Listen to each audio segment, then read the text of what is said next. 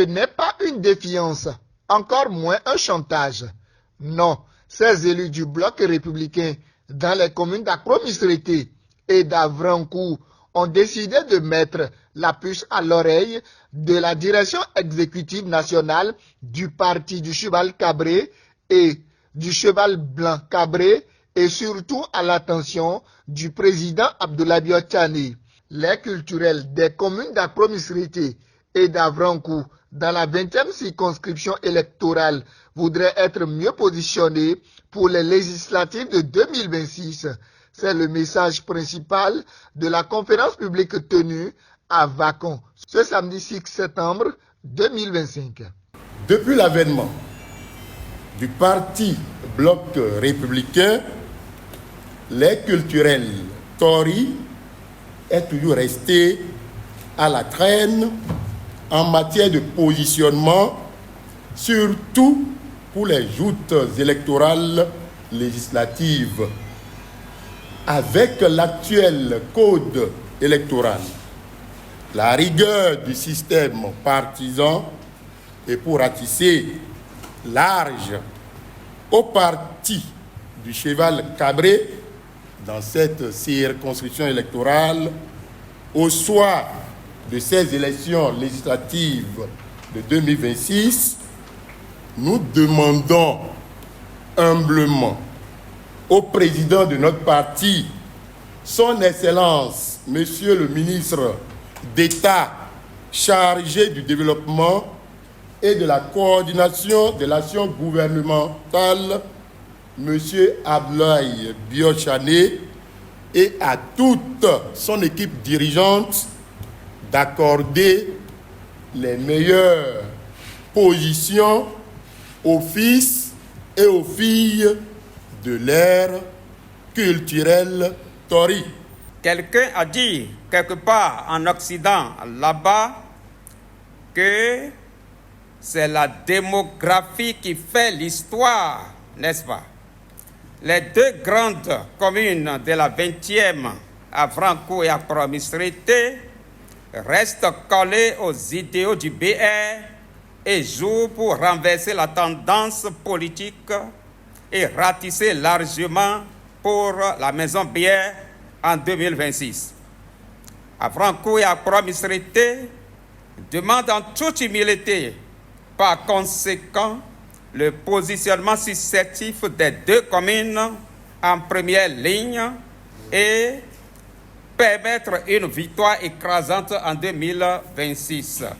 Les chiffres sont d'ailleurs évocateurs de l'engagement des communes d'Akro-Misrété et d'Avrancourt dans la 20e circonscription électorale pour les deux dernières législatives et il faut savoir retourner l'ascenseur afin d'aborder avec plus de sérénité les enjeux électoraux de 2026. Je me permets de vous présenter les statistiques des élections législatives de 2023 de notre parti politique Bloc républicain.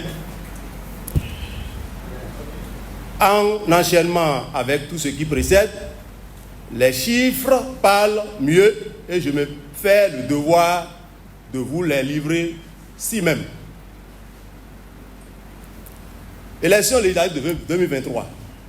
Dangbo, fief du candidat tête de liste, a totalisé 6 000 voix. Adjong, 4 000 voix. Bonou, 2 000 voix. Akro-Misrété, 9 000 voix. Avrancourt, 11 000 voix. Étant entendu qu'aux élections législatives de 2019, le BR a élu 2 députés. Et c'est les Tory qui a fourni le plus grand nombre de suffrages. Le BR était en pure expérience et a ouvert les portes sans trop d'exigence en acceptant le mélange avec le mieux organisé l'ancrage du BR.